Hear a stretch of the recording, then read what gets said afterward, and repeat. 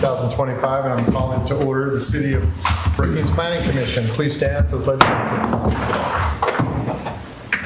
I pledge allegiance to the flag of the United States of America and to the republic for which it stands, one nation, under God, indivisible, with liberty and justice for all.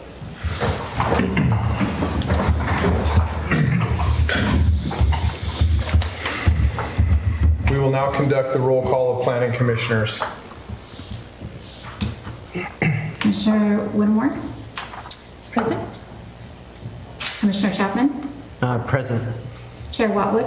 Here. Commissioner Wolkowitz? Here. Commissioner Bruce? Commissioner Bond? Here. We have a quorum. Planning Commission Chairperson announcements. I don't have any announcements this evening. We're about to begin the public hearing portion of the agenda. The following information applies to all applications being heard today. The public hearing will be conducted in the following manner. First, the planning staff will present their report. The applicant will then make his or her presentation. Next, anyone wishing to speak in support of the proposal will be afforded an opportunity, followed by anyone wishing to speak in opposition to the proposal.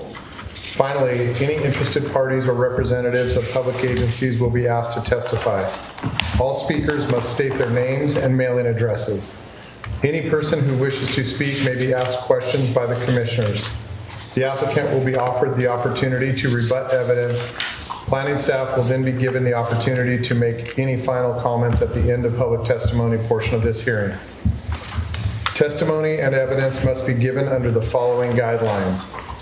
All testimony and evidence must be directed toward the criteria outlined in the staff report, comprehensive plan, or land use regulation which applies to the decision. Except for the applicant, testimony shall be limited to 5 minutes unless otherwise stated by the chair. Any exhibits presented will be marked as part of the record and will be kept by planning staff until appeal opportunities expire. Failure to raise an issue accompanied by statements or evidence sufficient to afford the commission and the parties an opportunity to respond precludes appeal to the Oregon Land Use Board of Appeals, LUBA, based on that issue. Failure of the applicant to raise constitutional or otherwise issues related to the proposed conditions of approval with sufficient specificity to allow this commission to respond to the issues precludes an action for damages in circuit court. Prior to the conclusion of the evidentiary hearing, any participant may request additional time and the opportunity to present additional evidence or testimony regarding the proposal. This is limited to those who have spoken on the request. Repetitious testimony is not necessary and is discouraged.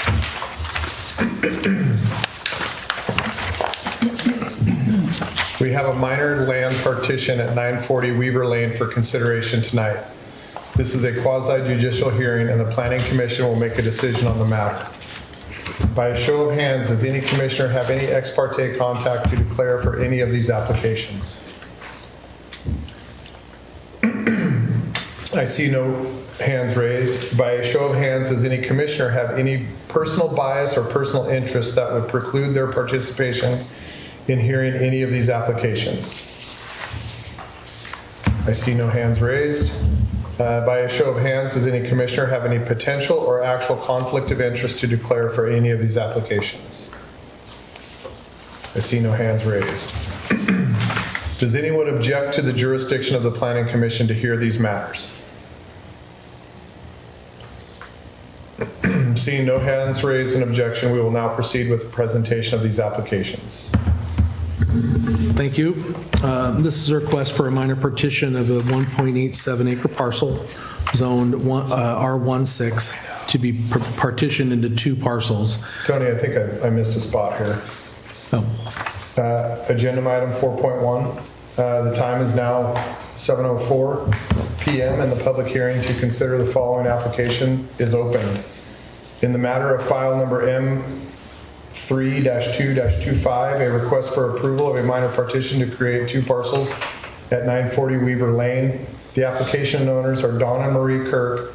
The criteria used to decide this matter is found in Chapter 17.172, Land Divisions, Section 17.128.050, Access.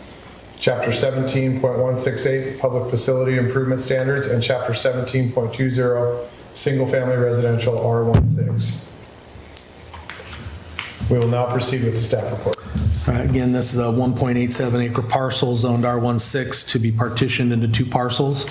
Weaver Lane is accessed from Hassett Street and has an unimproved 50-foot wide gravel travel surface, providing access to 12 parcels, 10 of which are developed with single-family dwellings. There are no public improvements in the right-of-way. Weaver Lane ends at the parcel's southern property line. Parcel has access from Weaver Lane and Meadow Lane. Each proposed parcel contains more than required 6,000 square foot minimum and will have primary access from Weaver Lane with a secondary access from Meadow Lane. Parcel 1 is undeveloped and parcel 2 is developed with a 1,096 square foot dwelling scheduled for demolition. Both parcels are large enough to be partitioned in the future, and a shadow plat showing potential land partition has been provided. The applicant will be required to grant a 50-foot wide right-of-way through the center of the property for construction of a street and 5-foot public utility easements on each side of the right-of-way for utility installation. The 50-foot right-of-way will be platted as a private road until further partitioning is requested, with the intent that the future partitioning of the road will be engineered and constructed to city standards and dedicated to the city as a street, extending the current Weaver Lane to Meadow Lane. Since there are no improvements adjacent to the subject property, instead of requiring installation of improvements at this time, the recording of DIAs shall be required as a condition of approval and shall be triggered upon further land division of either parcel 1 or parcel 2. When triggered, the cost of improving Weaver Lane to the adopted city standards as a functioning city right-of-way shall be shared by both parcel 1 and parcel 2. Until such time, Weaver Lane shall remain an unimproved private street serving a maximum of 2 dwellings. And let me clarify, unimproved private street through this portion of the property. The city accepts no responsibility for or maintenance of Weaver Lane until it is formally dedicated as a right-of-way through the subsequent land divisions of parcel 1 and parcel 2. We did not receive any written comments from adjoining property owners. Staff believes all development requirements for land division and access are met and recommends approval of M3-2-25 and has prepared the final order. We did make some changes to the draft final order and conditions of approval that were provided in the agenda packet. The applicant and commission have an updated copy on the dais. If planning commission has any amendments, they can be made. They can be made. The applicant, Don Kirkins, Representative Leroy Bludgett, are here to provide further information and details and answers to any questions. So can you explain to us what the reasoning for the minor partition and then having a shadow plat is? Shadow plat is common for minor partitions just to show what the potential development could be so that you can anticipate sort of the maximum development of the property seeing, moving forward in the future. And in this case, it looks like we've got potential for 9 lots.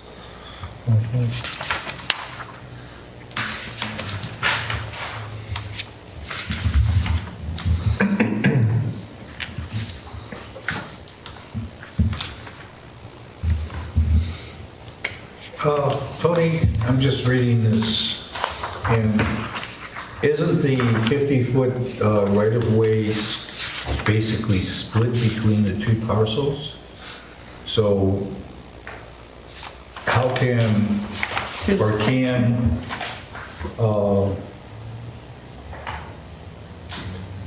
the full 50 feet be dedicated when only half of it will be in for development?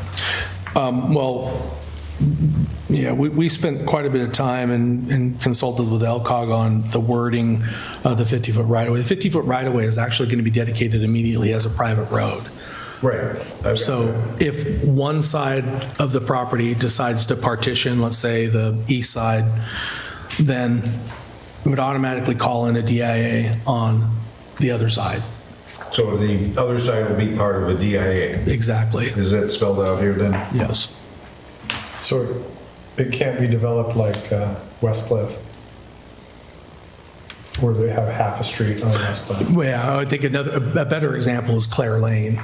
That's Right, Claire Lane. same. Clare Lane's, and we don't want to put ourselves in this situation. Right. We want full development, and Clare Lane's very similar, where we have the right to take over ownership of that road, but it's stated in the plat that it wouldn't happen until the other side is developed, which is the west side of where Clare Lane is. So in this case, we want it dedicated and set up that way so that if even one side did a partition, the other side would be forced to pay the DIA and do the full street improvements.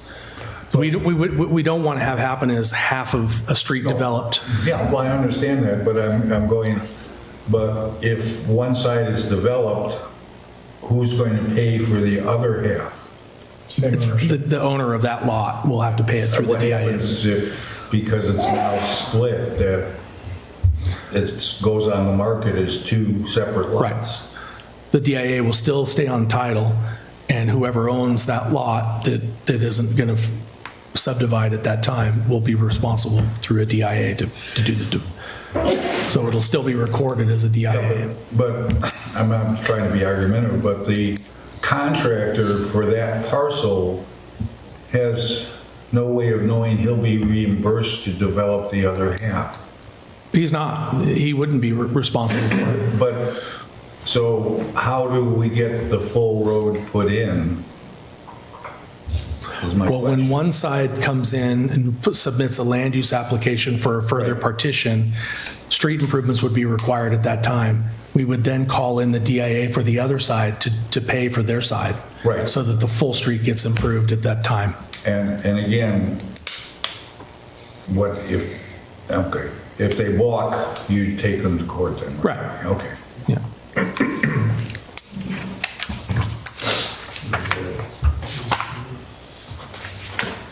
Any other questions?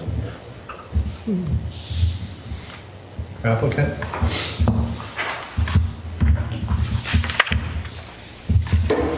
My name is Greg Lodge, with Development, representing Don Kirk and the subdivision. for Mailing partition. address? Mailing address? PO Box 7618, Brookings, Oregon, Thank you. 97415. I don't have a lot to add. I think staff pretty much has covered everything. The applicant, Don Kirk, wishes to develop this property. This is the first step in it, and it's pretty simple. It's just making two lots out of one. The next process, and we do understand that even if they only create one more lot, it's going to trigger the whole thing and do the full street improvements. So we all understand that. The applicant understands it, and I suspect that the next step will be to create more than one more lot. So the shadow plat shows 9 lots. That's probably the maximum that's going to be out there. I don't think we can fit more than that. Should be a nice little subdivision with answer any questions. Did anybody have any questions for Leroy? Thank you. Do we have anybody in support? Anybody opposed? Maybe I'll say something. Well, we're the only 2 people here that live on Weaver Lane. And my name is Larry Moore. My address is 930 Weaver Lane, Brookings. Okay, you need more info or? Nope. Okay. We just done this recently with Tony, right? The last time I was on there was we went over this. We had all the residents basically And all residents are 100% against extending Weaver to that project, whatever that project amounts to. By the time they slice up Weaver Lane, the yards are gonna be nothing, you got people parking on the street. It's just not gonna work. It's just a disaster. Basically, you're just gonna, somebody needs to go really scope it out and see what our slabs are, and then with the proposed street, there's not gonna be, it's just gonna chop up this to nothing. So then the people, the residents are there, I don't know why, we gotta have a time to get everybody, somehow get everybody back in here and let everybody express, their ideas on this. And it sounds like the development isn't, why make a big deal? It's going to be, the last estimate was $650,000 for that little section of Weaver that our homes are on up to that, where that developed. $650,000. Is that practical? And chop up our lane, let's just quiet. Everybody there, except for a couple of residents are retired. And so it just doesn't make much sense, just even if it's 9 homes, why can't they use the existing and leave Weaver, just leave the rest of where we are. All we needed ever, over the years, after all our taxes, all we ever had is just gravel. That's it. Once in a while, we'll do that. So over all the years, that's all we've ever, gotten from, the city. So, I want you all to really think about this, Why is $650,000 for maybe like, what, two blocks, something like that? Just to meet this, and basically that land, over all the proposals, over all the years that they've tried to do something with that land, is the headwaters of the Macklin. There's water trickling out of our homes all year. My house, all of it comes out on the street, there's water underneath all that terrain. Comes down from all the hills, up in the marina, all that. Has that been really, thought? And so, anyway, is there any way we can get another, before there's anything else happens, that we can get residents, so we can all, I don't know. come in? Is Weaver Lane all DIAs? There are several DIAs, but there are some that were released. Yeah, that's another thing. We tried to get Tony together. Some people are, they've total mess. Released, some people are released, some aren't. I mean, what's the deal there? And if you're going to try to force, the remainder has a DIA of, I don't know, 3 or 4 homes for $650,000. It's just, yeah.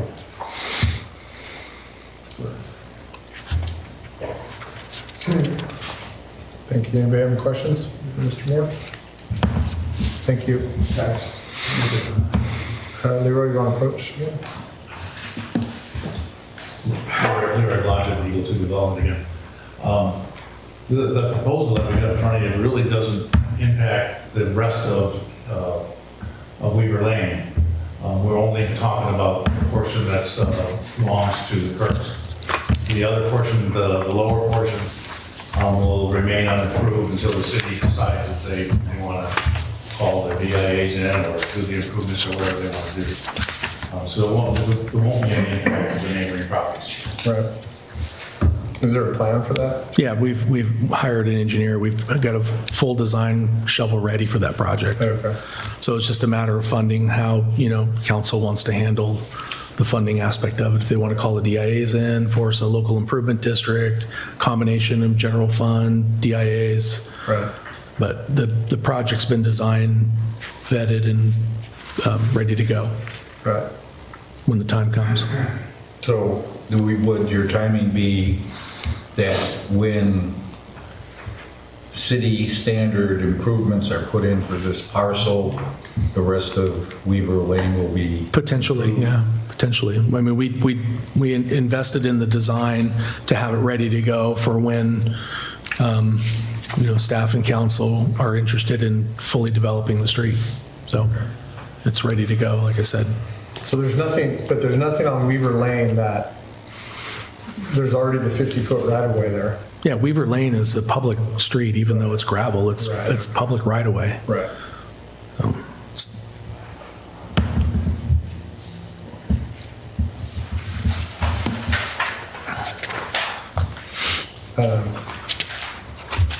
else have any questions? I'll be honest, I don't really see the problem. I don't understand the problem that he expressed. Oh, it's the DIA Yeah, for yeah. the other, Yeah. they're not happy with the cost. Yeah. Oh, okay. Is it a privacy thing? Like we don't want people going back there? I'm just trying to understand. Right.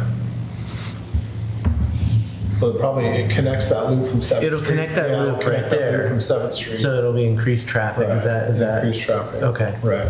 But would it put any financial burden or stress on anybody, any other residents at all? It's just all only Well, they've curbs. signed an agreement saying a DIA when the city approached them, or whoever the developer was, Yeah, whoever partitioned it. a long time ago and said, when the city puts in the improvements, we're going to pay for it, and Right. there's no inflationary escalation clause or anything in it. So then anyone who's on So- Weaver Lane will be responsible. Yeah, so, Anyone see, here. yeah, so anybody Anybody here that has will be frontage responsible. here more than likely has a deferred improvement agreement. Got it. And so they're gonna say, okay, well, your section of that street is, It's gonna cost. Somebody needs to look into how many, I forget the number of residents that were released from the DIA. sure. So it only leaves like maybe 3 or 4 properties. 6. Yeah, there were DIAs on almost all of them. I think there were 11 total. Right. And I think we're down to maybe 6 that have them still. Okay. But regardless, if the DIA is still on the books, again, this has been talked through council Right. multiple times. If there's a DIA still on the books, the council has the right to call it in, or they could release it and just use general fund money, or if they don't want to pay for any of it but still want the improvements done, they can enact a local improvement district and force the residents to pay for it. Right. It is a subdivision. It is a substandard subdivision that was created years ago. I recognize that residents live there and enjoy their quiet, peaceful street, but it is a public right-of-way that if you look at other subdivisions, for example, the upper end of Weaver Lane, it was designed to connect and flow through there for traffic, for safety, for emergency access, all that stuff. Those are the public benefits that come from this kind of project. I recognize, yeah, it will increase traffic, but a full development of this upper portion of Weaver Lane is already going to do that. So you said that project is shovel-ready. Is that project getting developed regardless of Weaver Lane, the Kirk property being improved? No, it's sitting there waiting for this. Okay. Yeah, no. Yeah. Yeah. And from the very get-go, when this was subdivided, you can, in the staff reports, it talked about how they were not going to do any improvements on Weaver Lane until this upper section was developed. And here we are today, 25, 30 years later, it's being developed. Right. So, Right.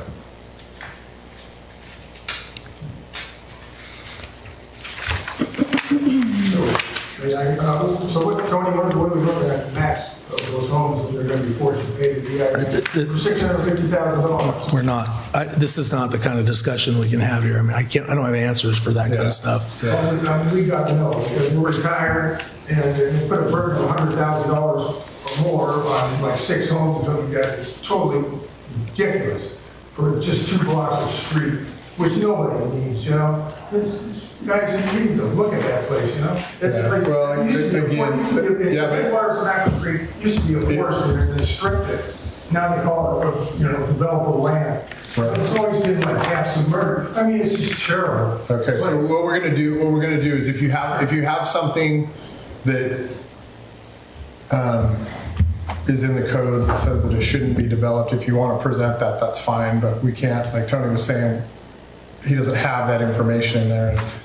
That the property that we're talking about to develop is similar to the rest of the properties up there. They all have water underneath them. That whole area has that same issue. I mean, I would assume that in this plan they're dealing with the water.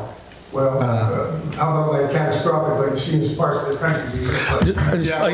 I just like to say, point of order, discussion Right. between Yeah. commissioners and audience members, if they're not at the podium, Okay. we've got to Yeah, okay. follow decorum here. It's, Yeah, I think so. But All right. anyway, So anyways, if you want to approach the podium, you can approach it, but we're done just talking that way. yeah. Okay, so can you give me any kind of an idea when there'll be another meeting? So we can get all the residents. well, there won't be a meeting for this particular topic again until there's a discussion about how the portion of Weaver Lane from Hassett to this subdivision is going to be funded. That's the next opportunity to talk about it. You're welcome to come to council meetings and have your 5 minutes to speak to the council. You can do that. You've done that before. But that's the time that you can talk to them about that. I mean, you know, we're, like I say, we're retired residences, and if we can get together with you, Tony, somehow, and you can give us some pointers or maybe alleviating some of this financial potential Okay, burden. so it has to be directly related to whether this gets approved or It not. has nothing to do with Yeah, it has what we're nothing to do meeting on with, here yeah, tonight. yeah. So if you've got something directly related to why this should not be approved, then present that. So just past history, my wife has all the information of all the years, plans and all the rest of it, it just never. you know, But it's not here tonight. Well, no, but Okay, we so, have, thank we you. have. So, other than that, I don't know what kind of engineering they've done, but, Yeah, I don't I mean, know. catastrophic rainstorm like that, all that water comes down, Marina Heights and all around where the cemetery property is and everything, all that downhill, and that's right where the headwaters of that creek are. So you can imagine like maybe 6 inches in a couple hours or 8 inches of rain. Like as you see in other parts of the country, you got floods, you know? One culvert gets plugged up, you got a real big deal going on. Okay. So you know what I mean?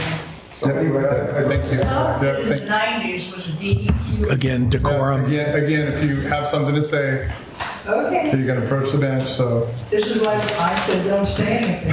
Try Right, to yeah. remember. Yeah, so we'll move on to item 5. Any interested parties?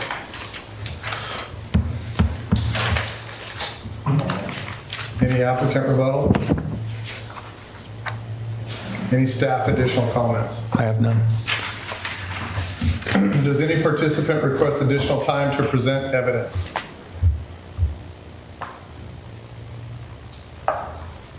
In any land use decision, the burden of producing substantial evidence to demonstrate compliance with the applicable criteria is upon the applicant. If adequate evidence is not provided, the application must be denied. An applicant may be granted up to 7 additional days to submit written arguments. Do the applicants request additional time to submit written argument? No. Okay, if not, are you willing to waive written argument and have a decision made this evening? Yes. Let's see, it is now 7:28 PM and public testimony is closed on Planning Commission file number M3-2-25. We will now proceed with Planning Commission discussion and make a decision on the matter. From this point forward, no member of the audience will be allowed to address the commission.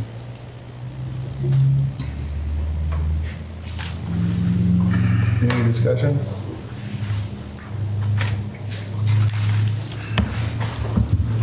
I think it's The issue with this part partition. This part needs to be done later, right? Any of these discussions. All- We're not dealing with that. We're just dealing All with we're doing is Yeah. splitting it Splitting into it, two parcels. yes. Yeah. Anything else about Yeah. drainage, it's not our purview. Got it.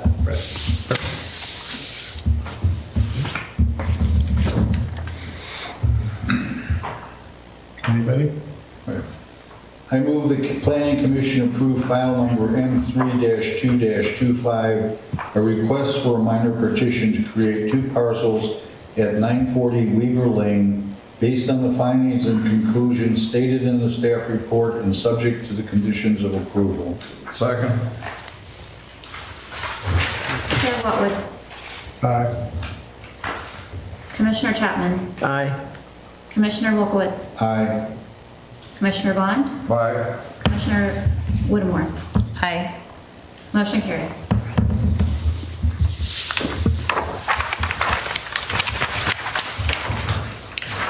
Can we do the final order? I move that the Planning Commission approve the final order regarding file M3-2-25 based on the findings and conclusions stated in the staff report and subject to the conditions of approval. Second. Commissioner Wolkowitz. Aye. Commissioner Chapman. Aye. Commissioner Whittemore. Aye. Chair Whatworth. Aye. Commissioner Bond. Aye. Motion carries.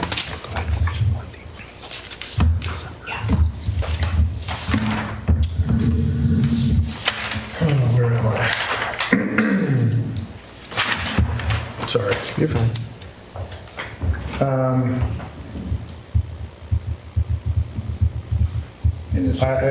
Agenda item number 5, minutes for approval. Did everybody get a copy of the July 1st minutes? Have a chance to review them?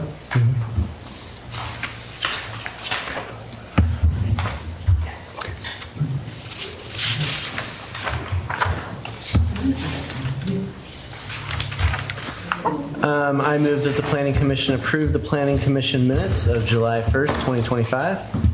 Second. Commissioner Whittemore. Aye.